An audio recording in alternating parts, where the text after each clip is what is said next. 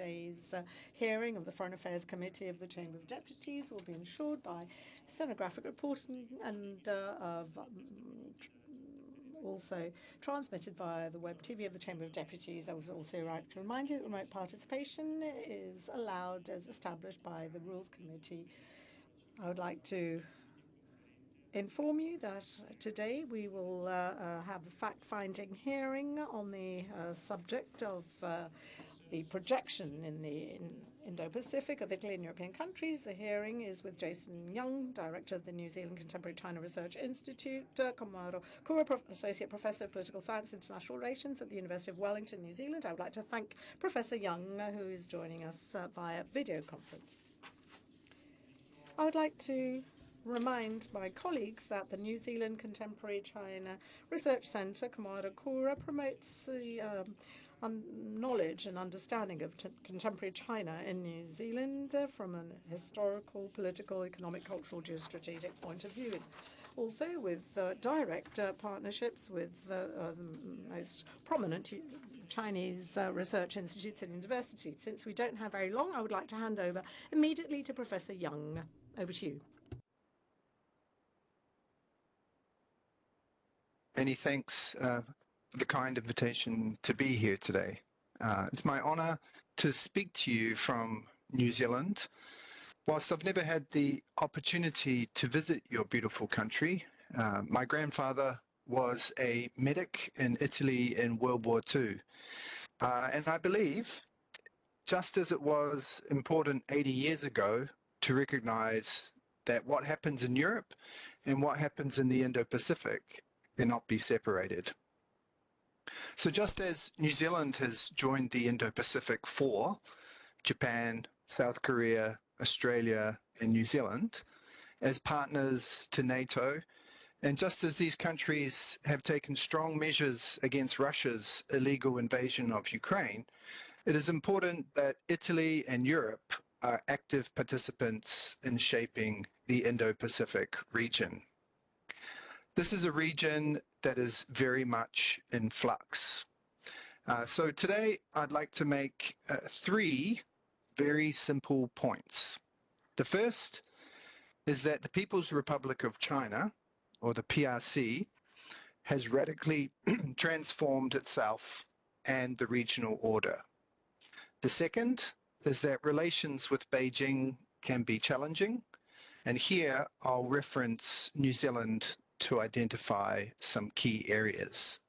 And the third, I'll finish with a few comments on what an Indo-Pacific strategy that takes China seriously should contain. So on the first point, the People's Republic of China, or the PRC, has radically transformed itself and the regional order. Just 30 years ago, the PRC represented less than 5% of global GDP in purchasing power parity measures. Today, it is 19% and close to the United States share. Growing from a $2 trillion economy to a $35 trillion economy means it now makes up over half the GDP of Asia. That's right, over half. It is a manufacturing and innovation hub and a leader of the renewable energy transition. Whilst no longer the most highly populated country in the world, it is a close second, and the population is highly skilled and educated and increasingly wealthy. So the PRC has the highest number of embassies and consulates around the world and has invested hugely in its overseas representation.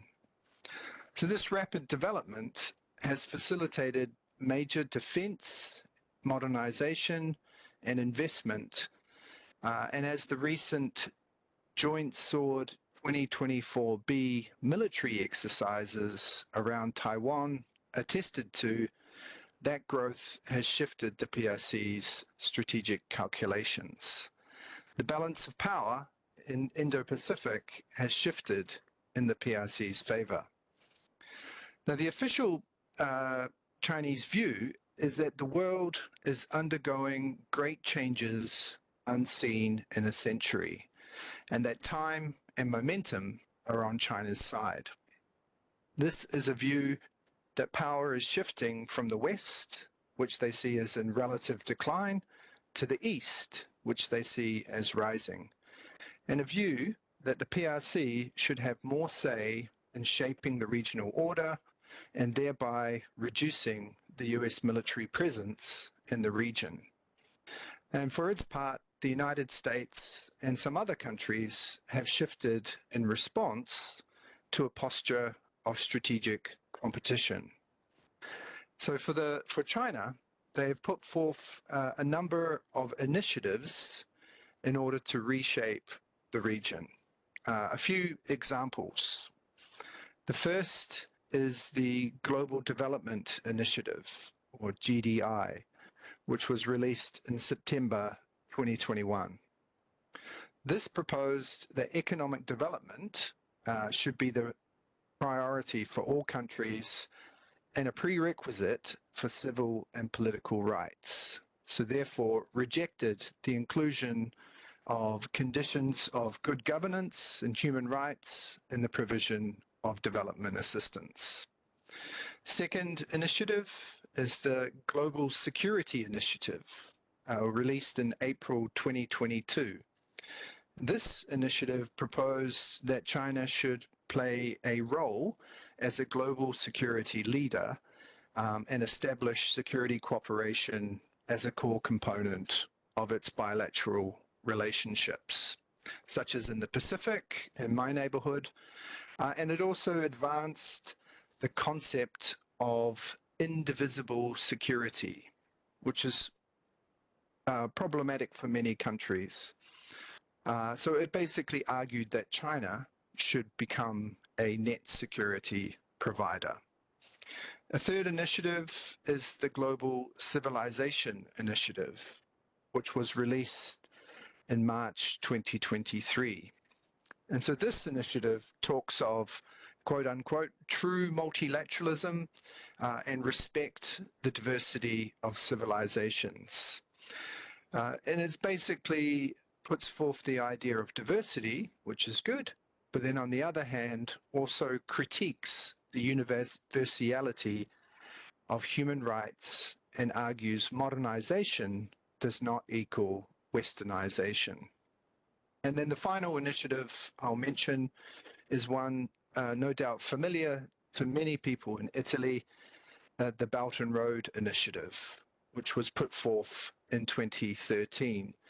And this initiative is a key pillar of what's known in China as the promotion of a community of shared future, which seeks to reform global governance and promote Chinese companies abroad. So the PRC has articulated alternative visions for regional order and put forth what are at times very ambiguous initiatives, sort of leading to some selective revisionism. At the same time, the growth of the Chinese economy, the growth in its power and influence has already reshaped regional order in the Indo-Pacific. Some of the ideas that China is putting forth could undermine existing international rules and norms, including those that have underpinned the security and prosperity in Asia for decades, whilst others may not. So my second point is that since about 2016, New Zealand has experienced a range of challenges in its relations with China. And I'll just go through a few of them as an example of how it can be challenging in terms of engaging with China. So I've got basically 4 different areas. The first is human rights concerns. So there's been a lot of concern in New Zealand around the treatment of ethnic communities in Xinjiang, the treatment of protesters in Hong Kong, and the general environment for intellectual and media freedom, freedom of speech in general in China. Second area is international law. 2016, the international arbitrational ruling on the South China Sea was very concerning for many people in New Zealand.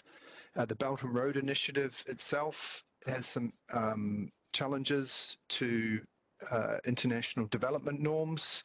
And then, of course, the agreement between the United Kingdom and the People's Republic of China for the handover of Hong Kong, which had a provision for 50 years of Hong Kong autonomy, was also very concerning.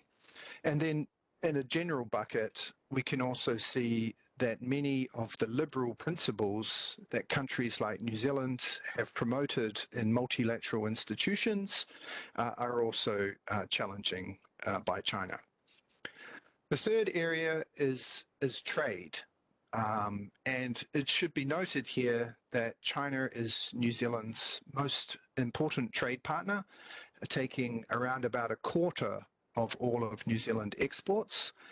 However, that has dropped from almost a third at its height. Now, in terms of trade, there has been some concern with how, in particular, Australia received some punitive measures from China after Australia called for an inquiry into COVID-19. So the use of trade as a means of promoting politics is seen as very problematic in the region.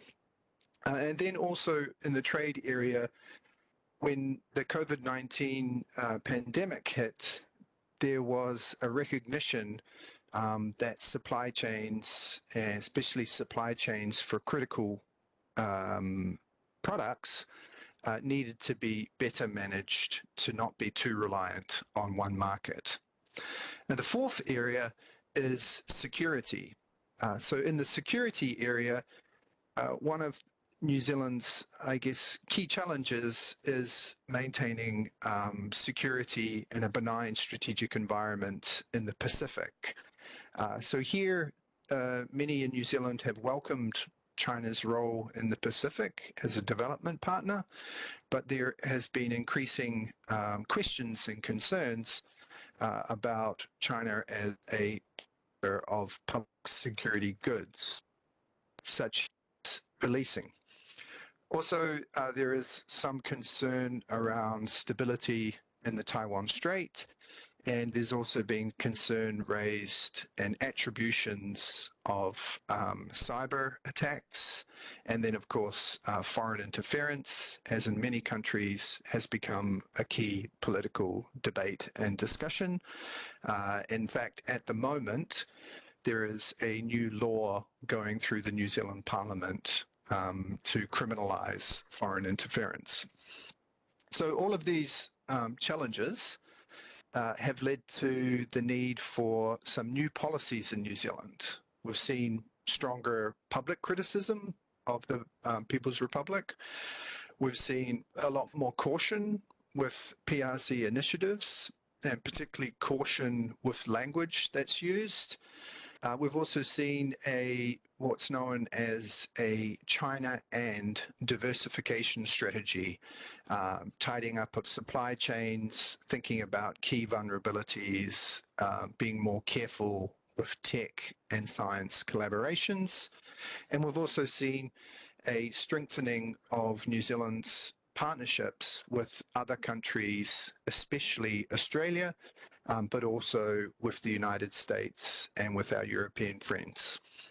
And so this new strategy is articulated as seeking to engage where it is in the national interest, but also recognizing those differences, and for New Zealand to work more closely with a range of partners on China issues. So in short, relations with China, second largest economy and a key actor in the Indo-Pacific, are quite challenging for many countries, including New Zealand.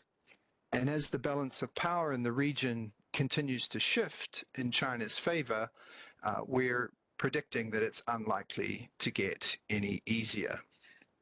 Which leads me to my third and my final point, and that is that China will continue to demand our attention. And so any form of Indo-Pacific strategy or engagement approach needs to take China seriously. And so a few simple suggestions here. The first suggestion is that it's important that countries invest in academia and in having experts and university staff and courses that can promote China knowledge and expertise, which is not just language and culture, which is important, but also understanding the history, understanding the political system, how the Chinese economy functions. Now, this is important because it not only improves the research and teaching outcomes within universities, but it also provides having local expertise that can speak to the public through the media to improve public debate and knowledge, and also will improve the expertise of government officials and business people. Another suggestion, which not just in New Zealand, but in many countries, have shown that it's important to coordinate a whole of government approach for managing relations with the People's Republic of China. So this means coordinating between the different ministries who often work in silos and on different issues, and also having good engagement with the public and with, for example, research institutions. Another suggestion would be that it's important to work actively with a whole range of partners, the European Union, the United States, Australia and New Zealand, because this allows coordination and a weightier response to China, which is, frankly, a very large and very powerful actor. And this is especially important, I think, on tough issues and in multilateralism. And then I think also it's important to engage with other countries in the region. And many of these countries will have very good expertise on China, particularly those countries in the global south, for example, in Southeast Asia. So that's my introductory comments. Thank you so much for your attention, and I'm happy to answer any questions you may have on any aspect of the talk. Grazie mille, Many thanks. This is truly a very important in-depth analysis for our work, and I would like to ask you, as I have done to other colleagues, the following question. In your opinion, well, you mentioned the fact that New Zealand, Australia and the US are working increasingly closely, but what could Italy do? What role can Italy have in all this, considering that vis-à-vis the past, we are increasingly present in this part of the world? And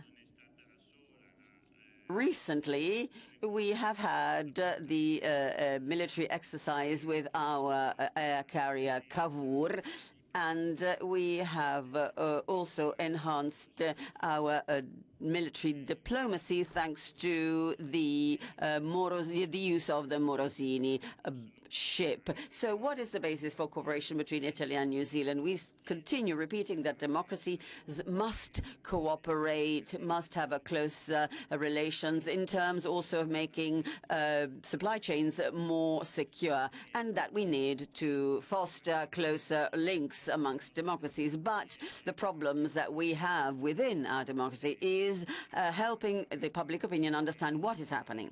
You were mentioning the fact that it is crucial to disclose information to public opinion, but that's not enough, unfortunately, and that's my greater concern, because public opinion does not seem to be very interested in terms of knowing more about these geopolitical shifts in the balance of power, and also in terms of the supply chains and everything else that's happening today. I'd like to thank you. I believe my colleague, Mr.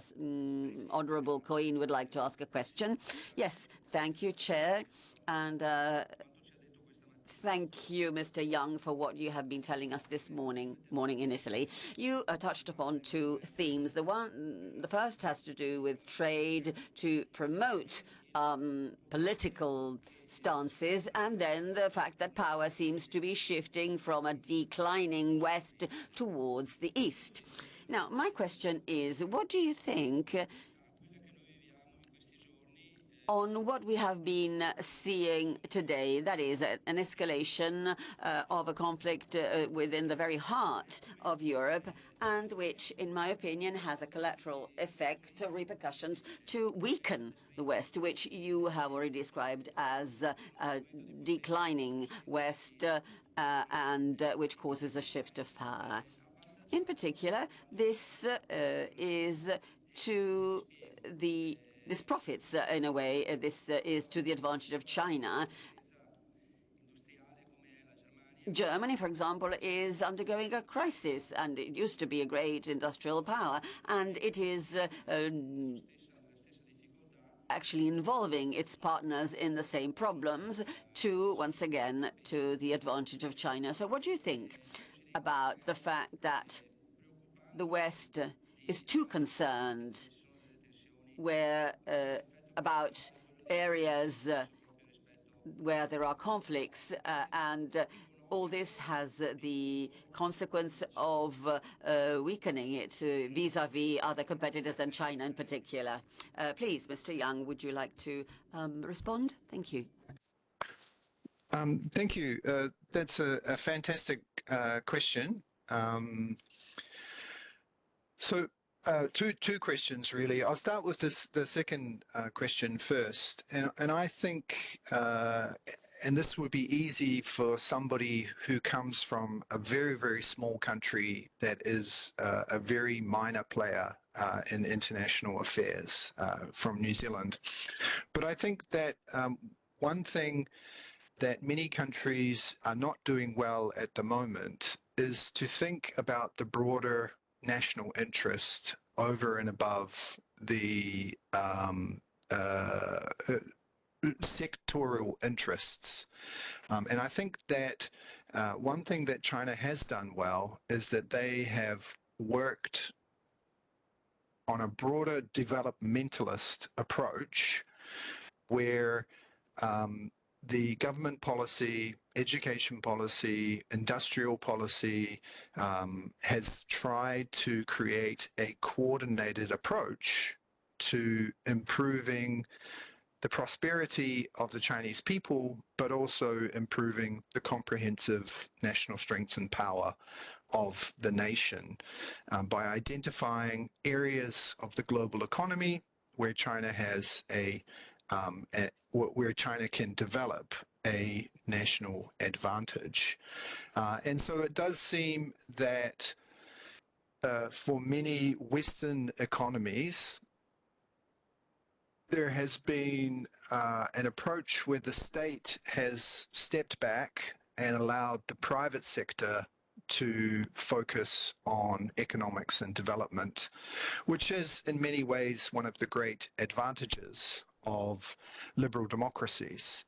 But I do think that there is some more need for liberal democracies to think more strategically about their comprehensive national power and their role in the global economy, and to think about trade and economics not just as a commercial activity, but as a commercial activity that has a big impact on their standing as a nation in the world in terms of power and in terms of people's livelihoods. On the first question about public opinion and how to encourage people to be more engaged in these important issues from the Indo-Pacific, and also reflecting that Italy is more engaged in the Indo-Pacific. I think that that any type of engagement region be multifaceted. And so the key thing in Asia is to turn up, to be there both in terms of a military presence, but also to be there economically, to have key economic trade business relationships, and also to be there diplomatically and politically, and to have a voice. And that voice can be through regional organizations, participation or observation of regional forums like the Association of Southeast Asian Nations, going to the Shangri-La Dialogues, things like that. But it can also be encouraging young Italian students to study in the Indo-Pacific, particularly in Asia, for people to learn languages, to participate, to do overseas study abroads, and then that brings knowledge and expertise back to Italy, as well as informing public opinion.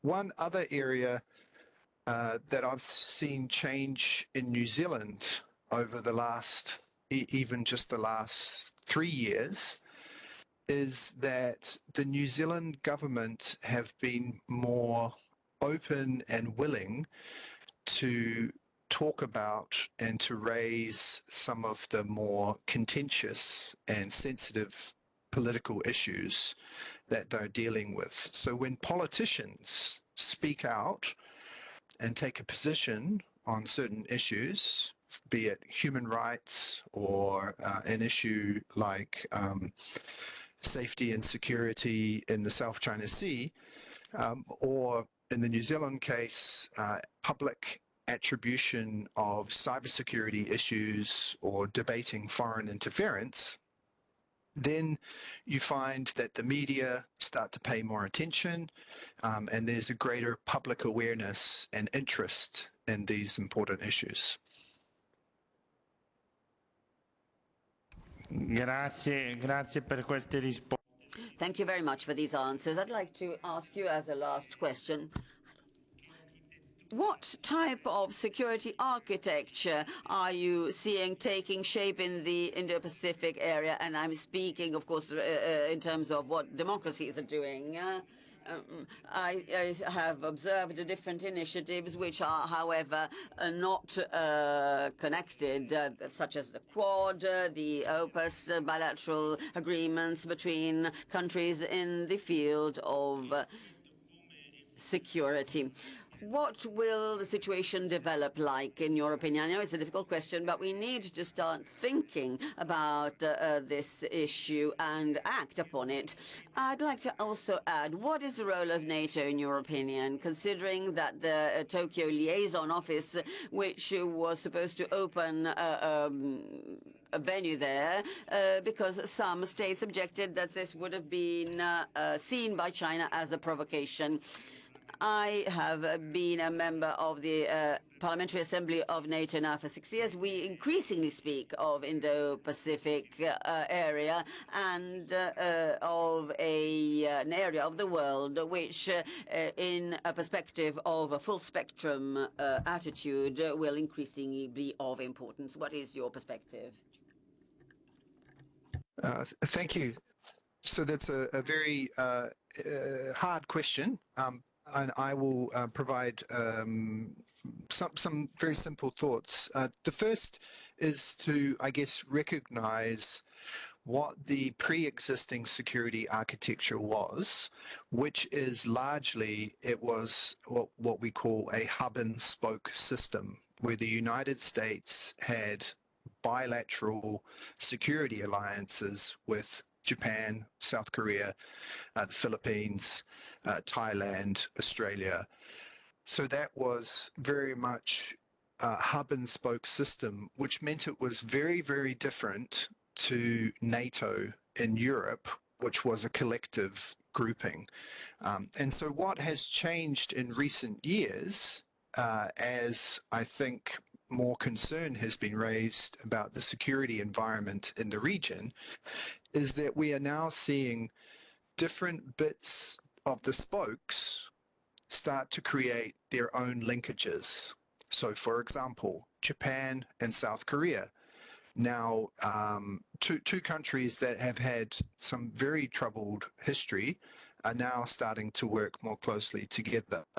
We see the Quad, we see India, Australia, Japan working closely together on security cooperation. We see even New Zealand increasing its defense engagement and relationships with a country like Japan. And so this is often talked about as creating what's they just use the word a lattice work, which basically means that we're seeing lots of different connections being grouped together, some more informal or just more increased engagement, and some become more formal minilaterals or small groupings. And so I think that the future of security in this region is unlikely to move towards what some people have described as an Asian NATO, but it's possible. Now, I won't say never, but we're likely to see more of those minilateral groupings be stronger and also be issue-based. So, for example, one of the big discussions is about AUKUS, AUKUS, and that type of groupings. So what is the role of NATO in this? I think for a country like New Zealand has really put a lot of value on what was called the Indo-Pacific Four, where New Zealand, Australia, Japan, and South Korea work as a grouping of partners to NATO, because as you in Europe know, what happens in the Indo-Pacific is linked to what happens in Europe, and of course vice versa. There are now North Korean soldiers fighting for Russia in Ukraine, and of course the outcome of the conflict, the terrible conflict in Europe, has an important flow-on effect to security situation in the Indo-Pacific. So I see NATO as being an important link to bring those, what some people try to talk about as two separate theatres, but to bring those theatres together and to identify both the cooperative links, such as with the Indo-Pacific Four, but also to identify how different conflicts and how different challenges are connected in those two different regions. Grazie davvero.